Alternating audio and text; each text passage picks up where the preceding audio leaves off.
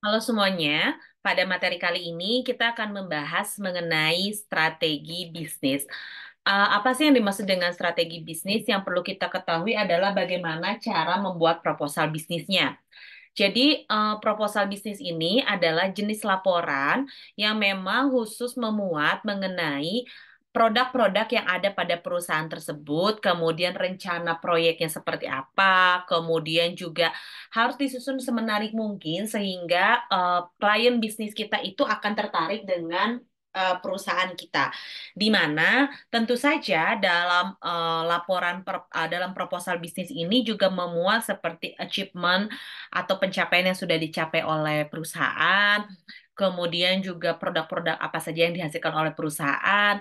Selain itu juga tentu saja pada laporan bisnis ini atau proposal bisnis ini juga memuat keuntungan apa saja sih yang bisa diberikan oleh perusahaan kepada klien bisnisnya. Jadi memang proposal bisnis ini dibuat untuk memuat kerjasama antara klien dengan perusahaan kita seperti itu.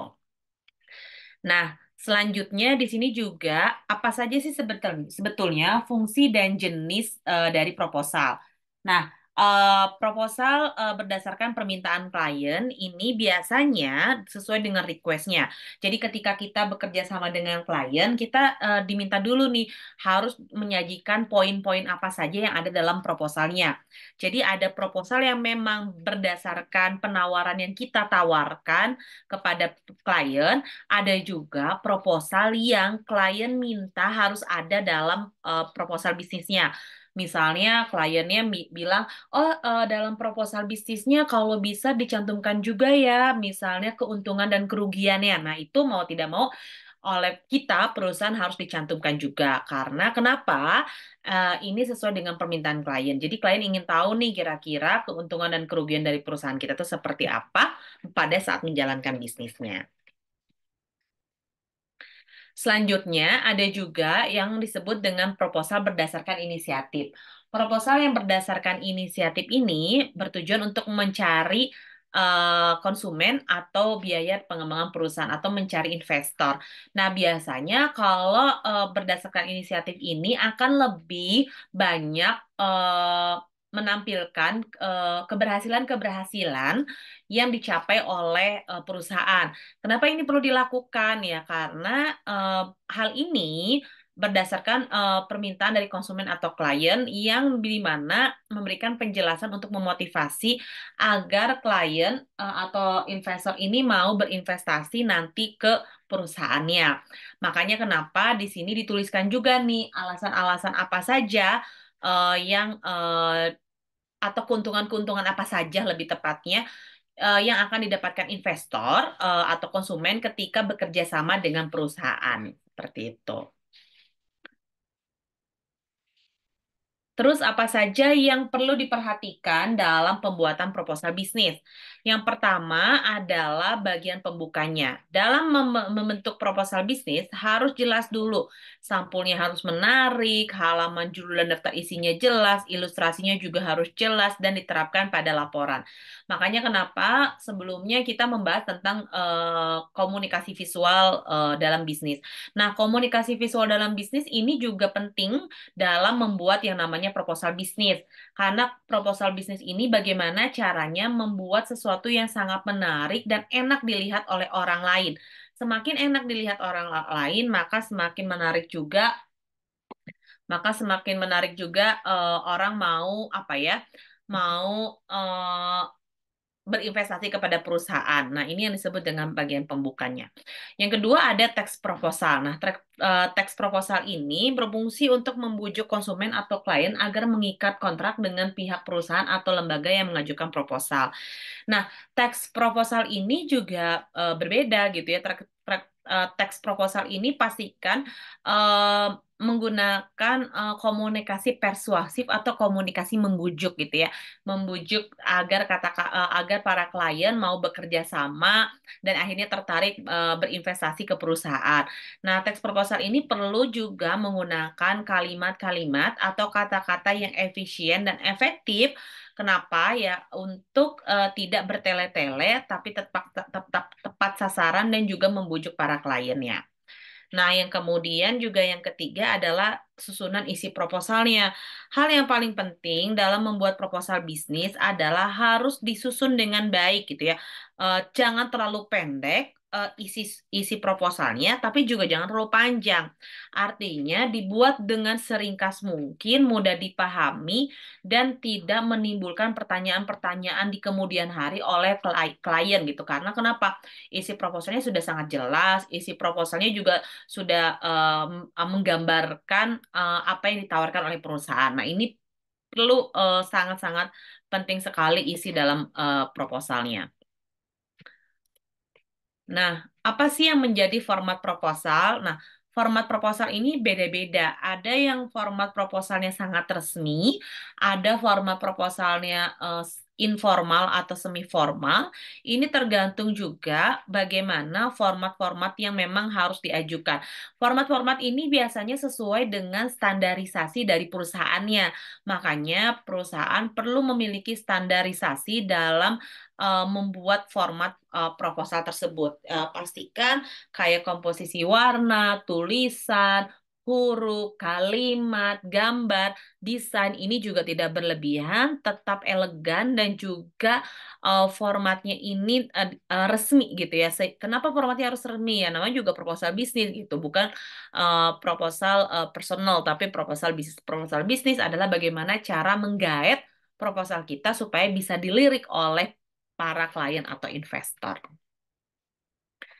Nah, apa saja nih yang harus diperhatikan dalam melakukan dalam membuat format proposal bisnis? Yang pertama adalah pasti dalam format proposal bisnis itu harus dibuat dalam bentuk cetak dan digital.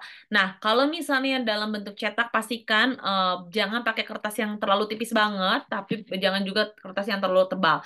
Gunakan kertas yang memang apa ya? Gunakan kertas yang eh, cukup gitu ya, yang medium. Dia tidak terlalu tebal sekali, tidak terlalu tipis.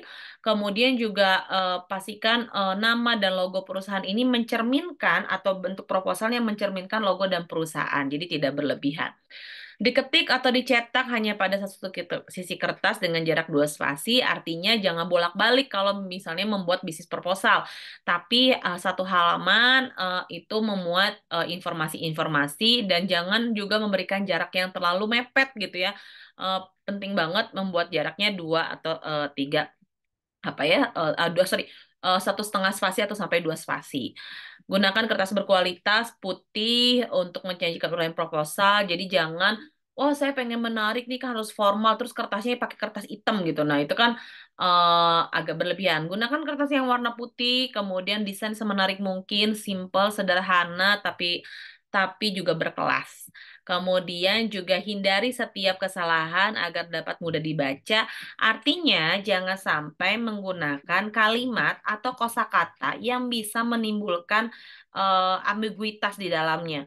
Ketika sudah menimbulkan ambiguitas, ini bisa menimbulkan keraguan bagi para klien untuk bisa berinvestasi di perusahaan kita gitu. Jadi pastikan ketika kita sudah jadi proposalnya sebelum dicetak, minta seluruh tim atau orang-orang yang berkepentingan di dalam perusahaan untuk membaca proposal bisnisnya. Kalau misalnya saling mengkoreksi satu sama lain, maka bisa dihasilkan bisa dihasilkan proposal bisnis yang bagus. Kemudian selain itu, uraian ditulis dengan jarak 4 cm. Ini biasanya sesuai dengan format penulisan margin ya. Nanti bisa dicek di Microsoft Office-nya atau di aplikasinya bagaimana menggunakan jangan terlalu mepet ke kanan, jangan terlalu mepet ke kiri, terlalu mepet ke bawah ataupun terlalu mepet ke atas, tapi disesuaikan dengan standarisasi penulisan yang baik.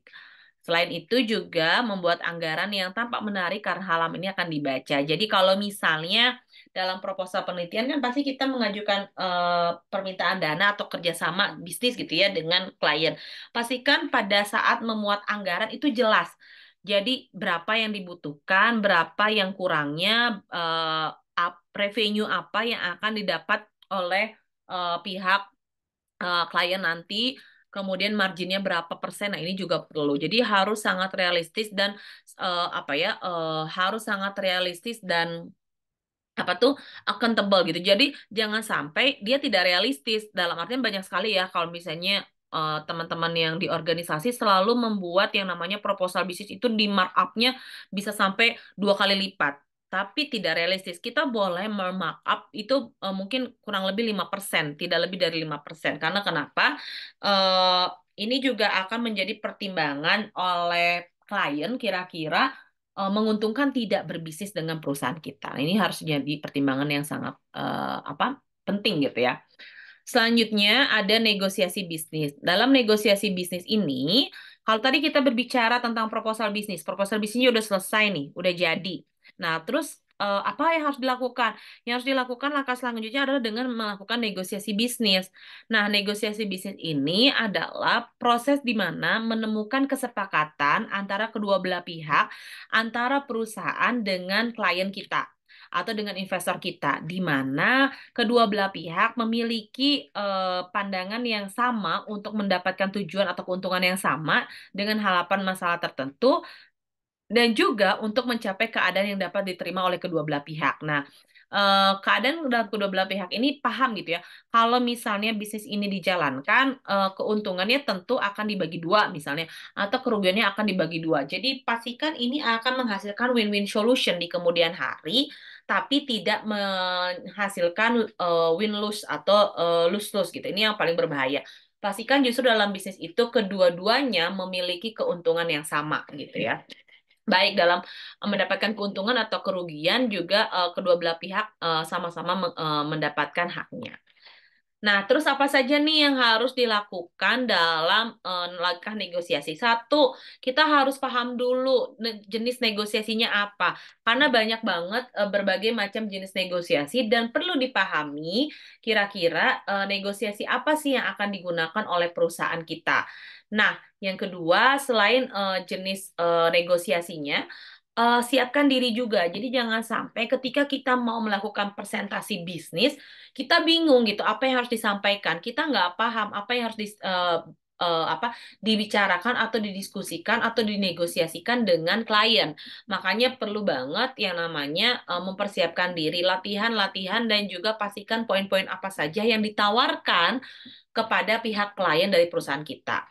Kemudian bicarakan dan eksplorasi opsi yang ada. Jadi ketika kita menawarkan bisnis kita kepada klien atau kepada investor, berikan opsi yang cukup banyak gitu. Kenapa opsi ini perlu? Opsi ini perlu gunanya adalah untuk memberikan apa ya? Opsi ini tuh banyak gunanya adalah memberikan pemahaman atau juga pemikiran dari klien kira-kira, wah kalau saya invest di perusahaan ini saya dapat keuntungan A, B, C, D. Jadi opsinya tuh banyak. Jadi kalau misalnya penawaran A misalnya tidak cocok dengan klien ini, kita bisa tawarkan dengan opsi yang lain, misalnya yang B. Atau misalnya tawarkan lagi dengan opsi C dan lain sebagainya. Jadi ketika banyak opsi, si klien juga akan berpikir, wah ini perusahaan memang sudah sangat prepare, kemudian juga orang di perusahaannya juga sudah cukup paham dengan apa saja yang ditawarkan perusahaannya kepada kliennya. Kemudian sampaikan usulan. Nah, sampaikan usulan ini tuh kalau misalnya ternyata pada saat melakukan negosiasi ada hal yang tidak disepakati, tidak dipahami, maka sampaikan usulannya. Usulannya seperti apa? Usulannya ya apa nih yang kurang cocok dan lain sebagainya. Kemudian lakukan mulai menawar kira-kira apa nih yang harus ditawar gitu ya dalam perusahaan sehingga eh, klien juga apa ya memahami gitu bahwa perusahaan itu tidak memaksakan produk atau jasanya untuk bisa ditawarkan kepada klien. Jadi sehingga investor atau klien juga bisa memikirkan, oh oke, poin-poin ini yang eh, bisa dipahami. Selanjutnya berkomunikasi secara jelas dan terbuka. Ini penting sekali. Kenapa? Kalau kita misalnya berkomunikasinya tidak jelas dan tidak terbuka, ya maka otomatis juga ini akan berpengaruh terhadap hal-hal yang tidak menarik gitu ya. Kenapa hal-hal yang tidak menarik ini ya? Hal-hal yang tidak menarik ini juga misalnya kata-kata yang terlalu bertele-tele, terlalu rumit dipahami. Makanya kenapa latih terus kemampuan public speaking supaya bisa melakukan negosiasi dengan cukup baik. Yang selanjutnya adalah dengan proses mendengarkan, karena Ketika kita bernegosiasi, tapi kita tidak bisa mampu atau kita tidak mampu mendengarkan apa yang menjadi masukan atau apa yang menjadi pendapat dari klien ini atau dari investor, itu juga akan berpengaruh terhadap bagaimana langkah selanjutnya ketika kita bernegosiasi. Jadi minta istirahat kalau misalnya perlu, kalau misalnya ini alot ya, biasanya kalau alot banget diskusinya, minta jeda sedikit, pikirkan negosiasi selanjutnya. Dan selanjutnya adalah mencapai kata sepakat. Nah, untuk mencapai kata sepakat ini susah-susah gampang gitu ya. Kenapa dianggap susah-susah gampang? Ya karena ini tergantung bagaimana cara kita berkomunikasi bisnis dengan cukup baik untuk bisa mencapai negosiasi yang berhasil di kemudian hari seperti itu. Nah, ini ada beberapa ragam negosiasi. Yang pertama kita bahas adalah negosiasi kompetitif. Negosiasi kompetitif ini biasanya negosiasi yang tidak ramah. Biasanya habis-habisan tawar-menawar gitu ya. Tujuan kedua belah pihak nggak sampai. Nah, ini jadi kayak maksa gitu ya. Kalau biasanya sih ini terjadi negosiasi kompetitif ini kalau misalnya sama temen investornya atau kliennya gitu ya. Karena kan kalau sama temen biasanya kita udah tahu karakternya, jadi kita cenderung lebih nawarnya ketat banget gitu ya. Selain itu juga cuman cenderung ke dirinya sendiri. Selain itu juga yang paling penting adalah tidak memuaskan kedua belah pihak. Pada akhirnya malah jadi ribut. Nah, hindari kondisi ini. Makanya meskipun kita bernegosiasi dengan teman, dengan kerabat, dengan orang-orang yang kita kenal, pastikan itu seprofesional mungkin. Semakin kita profesional melakukan negosiasi, semakin baik hasilnya, meskipun itu orang yang kita kenal. Tapi kalau misalnya akhirnya negosiasinya ini berujung pada apa paksaan, itu yang justru menjadi tidak baik dan akan menjadi pertikaian di kemudian hari. Nah, ada yang disebut dengan negosiasi kooperatif. Negosiasi kooperatif ini ada 3 langkah. Yang pertama, kalau dalam negosiasi kooperatif harus selalu diminimalkan yang namanya konflik. Kenapa? Karena negosiasi ini dilakukan untuk mendapatkan tujuan solusi di mana semua orang akan mendapatkan manfaatnya. Nah, tujuan solusi untuk mendapatkan manfaatnya ini adalah gimana caranya supaya ketika kita bernegosiasi semua orang itu akan mencapai solusinya masing-masing gitu ya. Nggak hanya konflik tapi mendapatkan manfaat dari negosiasi tersebut. Yang kedua, memberikan hasil terbaik karena terjadi komunikasi yang jauh lebih baik di antara semua pihak. Kenapa komunikasi itu sangat penting? Komunikasi ini penting terjadi karena supaya kedua belah pihak yang saling bernegosiasi ini tuh mendapatkan sepemahaman yang sama. Selain mendapatkan sepemahaman yang sama, juga mendapatkan hasil yang sama, kemudian harapan yang sama ketika nanti bisnis yang dijalankan bersama-sama itu bisa tercapai. Kalau misalnya komunikasi di awal aja udah ricu, komunikasi di awal aja sudah saling bertikai satu sama lain, ya tidak akan mendapatkan hasil sama sekali. Kalau tidak mendapatkan hasil sama sekali, maka negosiasi akan dianggap gagal.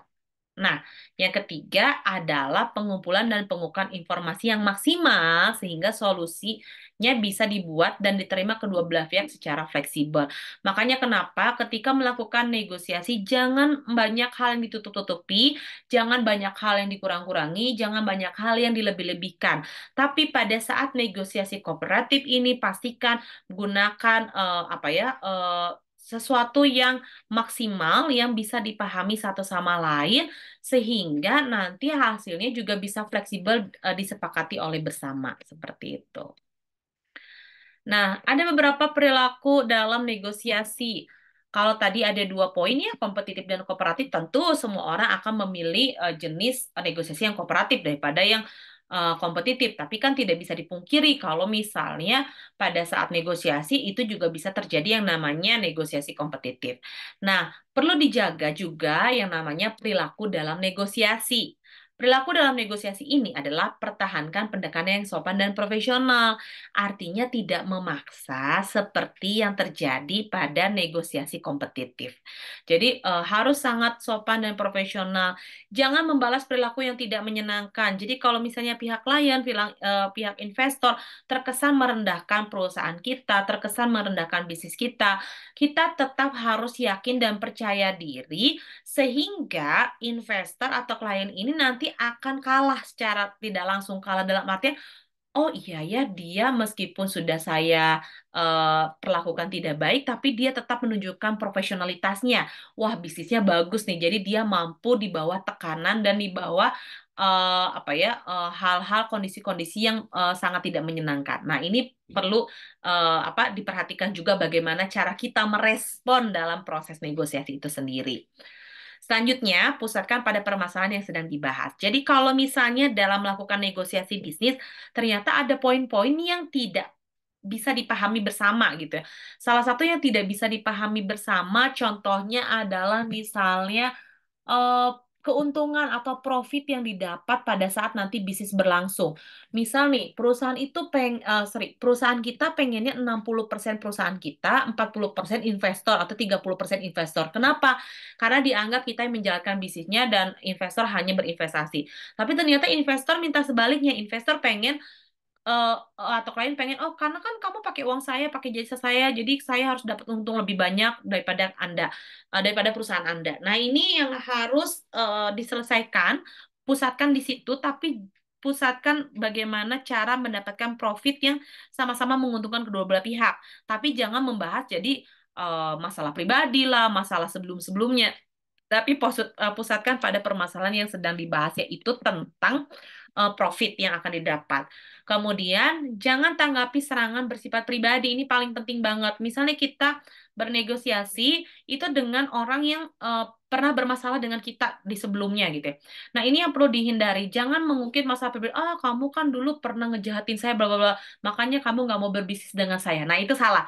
Oh, kamu dulu pernah ngerebut pacar saya, makanya sekarang kamu balas dendam, nggak mau lakukan negosiasi dengan saya dan nggak mau berinvestasi di saya. Nah, ini juga hindari. Karena kenapa? Nah, itu tidak menunjukkan profesionalitas kita sebagai seorang pembisnis. Itu tidak menunjukkan profesionalitas kita sebagai representatif dari perusahaan. Makanya penting sekali untuk kita menghindari pembahasan-pembahasan pribadi. Selain itu juga perhatikan tanda-tanda adanya kerjasama dan berikan dukungan. Jadi perlu dilihat nih mana klien atau investor yang kira-kira mendukung dengan usaha yang akan kita lakukan bersama, kerjasama yang akan kita lakukan bersama. Kalau misalnya ketika kita berkomunikasi gitu ya dengan klien atau investor kita, wah ternyata dia tidak ramah, kemudian juga dia terkesan merendahkan atau sikapnya juga tidak menyenangkan, ini sudah pasti tanda-tanda bahwa negosiasi yang akan dilakukan itu tidak akan berhasil dan bisnis pun kalau misalnya dilakukan akan dipaksa. Kalau dipaksa maka bisnis yang dilakukan nanti tidak akan bertahan lama.